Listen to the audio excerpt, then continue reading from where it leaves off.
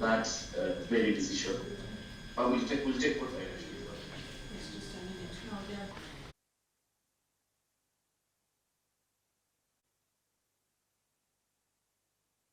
Above, and we're going to allege warrant of arrest issue against accused number 1, accused number 3, number 4, number 7, under 8, 9, 10, 13, 12, 13, 15, 22, 23, 24, and 38, all who are absent today.